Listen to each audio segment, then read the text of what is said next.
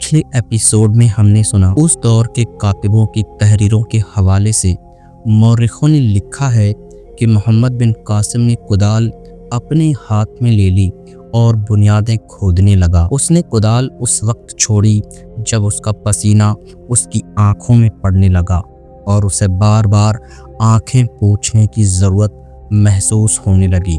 उसने कुदाल रख दी, बुनियाद से बाहर आया और दुआ के लिए हाथ उठाए। फिर उसका पसीना और आंसू आपस में घुल मिल गए। अब आगे एपिसोड नंबर 88। वहां से उसने शाबान सप्पी और सिर्फ 4 मुहाफिजों को साथ लिया और वापस मंदिर में आया। बूढ़े पंडित को बाहर बुलाया और उसे कहा कि वो अभी हौज वाले मंदिर में चले। ये सोच शाबान सप्पी की थी कि पंडित को धोखे में रखा जाए कि मोहम्मद बिन कासिम 3-4 दिनों बाद हौज वाले मंदिर में जाएगा, लेकिन उसे अचानक कहा गया कि अभी चलो। ये धोखा इसलिए दिया गया था कि उसने कोई साजिश करनी हो तो उसे मोहलत न मिले।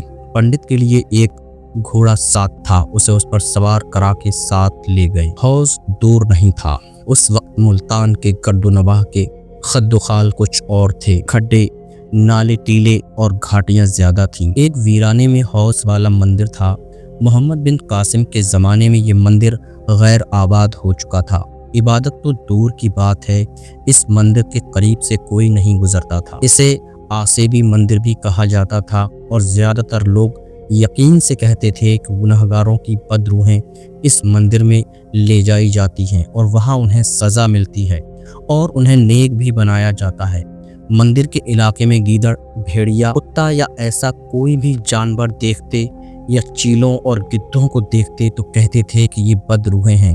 हो सकता है कि लोगों में ये खौफ व हिरास इस बूढ़े पंडित के बाप दादा और परदादा ने मंदिर से लोगों को दूर रखने के लिए पैदा किया हो, क्योंकि वहाँ मनों के हिसाब से खजाना मदफून था। मोहम्मद बिन कासिम पंडित के साथ वहाँ पहुँचा। सब घोड़ों से उतर गए। पंडित ने न जाने किस ख्याल से मोहम्मद बिन कासिम से कहा कि वो अकेला उसके साथ चले। हौज खुश्क था, उसमें उतरने के लिए सीढ़ियां थीं। पंडित सीढ़ियों से उतरने लगा, उसके पीछे मोहम्मद बिन कासिम उतरा। आगे मंदिर की चंद एक सीढ़ियां थीं, दोनों उन पर चढ़कर मंदिर में दाखिल हो गए। वो जूं आगे बढ़ते जा रहे थे, अंधेरा गहरा होता जा रहा था। पंडित अंधेरे में बाईं जानिब गायब हो गया। उसकी सिर्फ ये आवाज़ सुनाई दी, इधर मोहम्मद बिन कासिम। बाएं को मुड़ा। ये सीढ़ियां थीं जो नीचे को जाती थीं। वो नीचे उतरने लगा। बदबू इतनी कि बर्दाश्त नहीं होती थी। अचानक इतनी ज़ोर से फड़फड़ की आवाज़ उठी कि मोहम्मद बिन कासिम जैसा दिलेर आदमी घबरा गया। उसके साथ ऊँ की हल्की हल्की बेशुमार आवाज़ें आने लगीं। बैठ जाओ, पंडित की आवाज़ आई। बड़े चमगादड़ हैं। मोहम्मद बिन कासिम बैठ गया। चमगादड़ों का खोल चमगादड़ों का गोल चक्कर की तरह उनके ऊपर से गुजरने लगा। ये चीलों जितने बड़े चमगादड़ थे जिनके परों की हवा पंखों जैसी थी। ये मंदिर उनका खामोश मस्कन था और ये खामोशी 2 इंसानों ने तोड़ दी। चमगादड़ डर कर बाहर को भाग रहे थे। सैकड़ों चमगादड़ मंदिर के तहखाने से निकल गए, लेकिन वो जिस धमाका नुमा फड़फड़ाहट से उड़े थे उसकी गूंज अभी तक मंदिर में भटक रही थी। पंडित सीढ़ियां उतरने लगा। मोहम्मद बिन कासिम संभल कर कदम नीचे रखता उतरता गया और सीढ़ियां खत्म हो गईं। पंडित उसका हाथ पकड़कर दाएं को ले गया।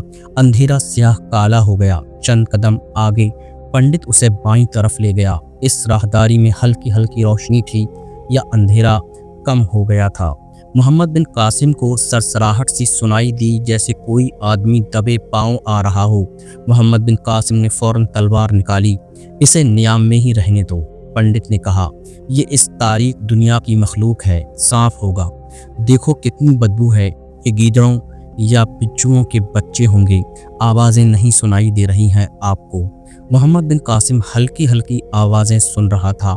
उसने तलवार नियाम में डाल ली। कुछ और आगे गए तो एक कमरा आ गया। सामने वाली दीवार में छत के साथ छोटा सा दरीचा था जो जालों से अटा हुआ था और उसमें से हल्की हल्की रोशनी आ रही थी। कमरे के वस्त में एक आदमी खड़ा था, जो कि रोशनी कम थी और उसके पीछे थी, इसलिए उस आदमी के चेहरे के खद्दोखाल दिखाई नहीं देते थे। वो स्याह साया था اور وہ وار کرنے کی تیاری کی حالت میں تھا۔ یہ ایک تاریخی حقیقت ہے کہ محمد بن قاسم نے اس خیال سے کہ اسے یہاں قتل کرنے کے لیے لایا گیا ہے، بڑی تیزی سے تلوار نکالی اور اس آدمی پر وار کرنے کے لیے لپکا۔ بوڑھے پنڈت نے اس کا بازو پکڑ لیا۔ رک جا عربی سالار، پنڈت نے کہا، یہ کوئی زندہ انسان نہیں، یہ سونے کا وہ بت ہے جو راجہ جوسن نے بنوا کر یہاں رکھا تھا۔ اس کے نیچے سونے کے صفوف کے مٹکے، زیورات اور سونے کی اینٹیں رکھی ہیں۔ اپنے آدمیوں کو بلا کر یہ بت ہٹاؤ اور اس جگہ سے فرش اکھاڑو، لیکن ایسے آدمیوں کو یہاں لاؤ جن کا ایمان اتنا مضبوط ہو کہ سونے کی چمک سے ٹوٹ نہ جائے۔ بلازری نے لکھا ہے کہ سونے کے اس بت کی آنکھوں میں یاقوت جڑے ہوئے تھے جو اندھیرے میں چمکتے ہیں۔ اس بت کا ذکر کرنے والے کسی اور مورخ نے یاقوت کا ذکر نہیں کیا۔ اس وقت تک مسلمانوں کا ایمان اتنا مضبوط تھا کہ سونے کی چمک اس کا کچھ نہیں بگاڑ سکتی تھی۔ محمد بن قاسم شعبان سقفی اور 4 محافظوں کو باہر حوض سے اوپر کھڑا کر آیا تھا، لیکن وہ سب دبے پاؤں حوض میں اتر آئے اور مندر کے اندر چلے گئے تھے۔ محمد بن قاسم کو معلوم تھا کہ مندر میں وہ پنڈت کے ساتھ اکیلا نہیں۔ اس نے تالی بجائی اور وہ پانچوں اس کے پاس پہنچ گئے۔ محمد بن قاسم نے شعبان سقفی کو بتایا کہ اس بت کو ہٹانا اور اس کے نیچے سے سونا نکالنا ہے۔ شعبان سقفی بہتر جانتا تھا کہ اس کام کے لیے کتنی اور کون کون سے آدمی موزوں ہیں۔ وہ ان سب کو لے آیا۔ مندر کے اندر مشعلیں جلا کر رکھ دی گئیں اور شام تک سونے کا بت اور فرش کے نیچے سے برآمد ہونے والا تمام سونا مندر کے باہر پڑا تھا۔ فتول ابدان بلازری میں لکھا ہے کہ صفوف پاؤڈر کی شکل میں جو سونا تھا وہ 40 مٹکوں میں بھرا ہوا تھا۔ اینٹوں یعنی ٹکڑوں اور زیورات کی صورت میں جو سونا تھا اس کا وزن 203 من تھا۔ سونے کی مہب کو ملا کر، سونے کے بت کو ملا کر اس تمام سونے کا وزن 1320 من تھا۔ بیشتر مورخ سونے کے اسی وزن پر متفق ہیں۔ اس کے دوسرے ہی روز محمد بن قاسم کو حجاج بن یوسف کا خط ملا، جس میں اس نے ملتان کی فتح کی مبارک لکھی اور یہ بھی لکھا کہ میں نے خلیفہ سے وعدہ کیا تھا کہ سندھ کی جنگ پر جتنا پیسہ خرچ ہوگا میں اس سے دوگنا خزانے میں جمع کراؤں گا۔ الحمدللہ میں سرخ روح ہو گیا ہوں۔ حساب کرنے پر معلوم ہوا ہے کہ اب تک تمہاری فوج پر 60,000 نفری درہم خرچ ہوئے ہیں اور تم نے اب تک نقد اور قیمتی اشیاء کی صورت میں جو کچھ بھیجا ہے اس کی مالیت 1,20,000 نقرئی درہم ہے۔ اس خط میں حجاج بن یوسف نے یہ بھی لکھا تھا کہ ہر شہر اور ہر قصبے میں ایک ایسی شاندار مسجد تعمیر کراؤ جو تا قیامت اس ملک میں اسلام لانے والوں اور اسلام کے لیے جان قربانی کرنے والوں کی یادگار رہے۔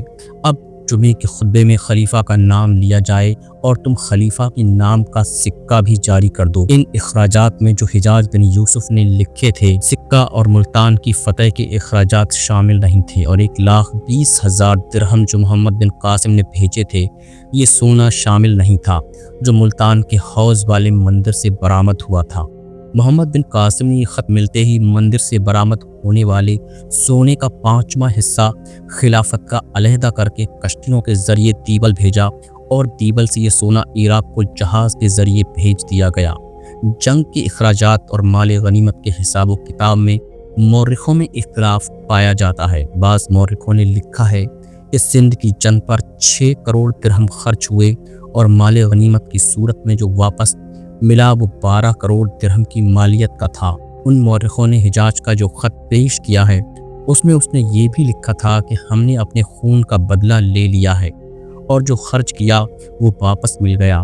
6 کروڑ مزید مل گئے اور اسلام کے سب سے بڑے دشمن راجہ طاہر کا سر الگ ملا۔ محمد بن قاسم نے داؤد بن نصر بن ولید عمانی کو ملتان کا حاکم مقرر کیا۔